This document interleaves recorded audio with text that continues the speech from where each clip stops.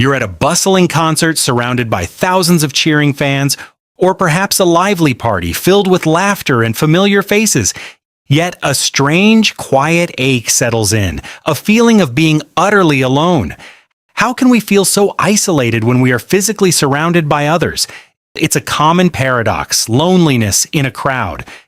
Today we're diving into the fascinating psychology behind this experience. At its core, loneliness isn't about being physically alone. It's the distressing feeling when our social needs aren't met. Even in a crowd, our connections might feel superficial or absent. We might be present but not truly engaged with anyone. Consider the difference between a chat with a stranger and a deep conversation.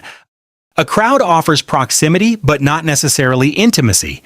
Sometimes the sheer number of people can overwhelm us. It becomes harder to form meaningful bonds in a large group. We might observe others connecting, which can heighten our own feelings of exclusion. This is known as social comparison theory at play. Seeing others happily interacting can unintentionally deepen our sense of isolation. So a crowd can ironically amplify the very feeling it seems to prevent. Beyond superficiality, there are deeper psychological mechanisms at work. One key factor is the quality of our relationships, not just the quantity. Our brains are wired for genuine connection and belonging. When these specific needs go unmet, loneliness emerges. It's an evolutionary signal, much like hunger or thirst. This signal tells us to seek out meaningful social bonds. Another aspect is the concept of perceived social isolation. You might be surrounded by people who care, but you still feel disconnected. This perception is more powerful than the objective reality of your situation. Individual differences play a huge role here too. Some people are more prone to loneliness due to personality traits. Introverts might feel drained by large groups, leading to withdrawal. Extroverts might feel lonely if their interactions lack depth. Past experiences with rejection or social anxiety can also contribute. These experiences create a protective barrier, ironically keeping others out. Furthermore, modern society often promotes individualistic values. This can inadvertently reduce opportunities for communal bonding. The digital age also presents a paradox of connection. We are constantly connected online, yet often feel more isolated. Scrolling through curated social media feeds can trigger comparison and inadequacy. This creates a sense of fear of missing out, or FOMO. It makes us feel even more alone in our own experiences.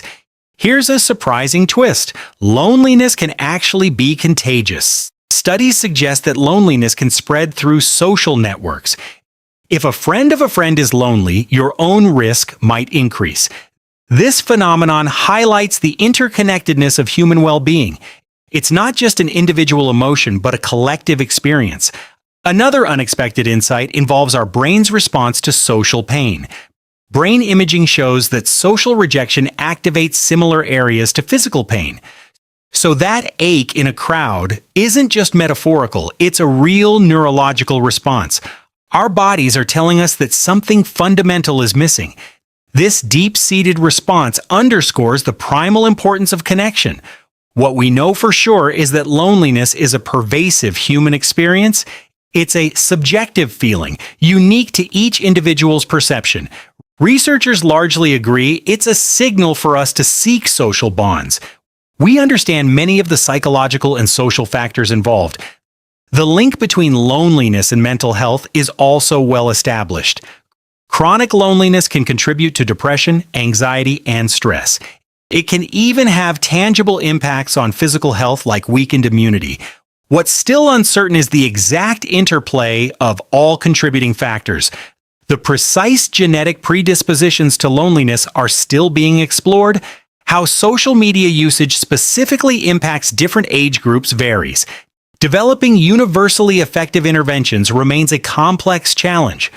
More research is needed on long-term societal shifts and their impact.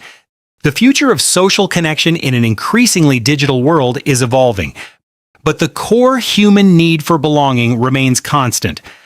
Understanding this paradox helps us validate our own feelings.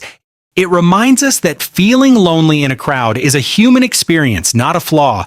It encourages us to seek deeper, more authentic connections. Remember, quality often outweighs quantity when it comes to social ties. So, next time you feel that ache, remember you're not truly alone in feeling it. What are your experiences with loneliness in a crowd? Share in the comments below. If you found this exploration helpful, please like this video and subscribe for more insights. Thanks for watching, and remember to nurture your connections.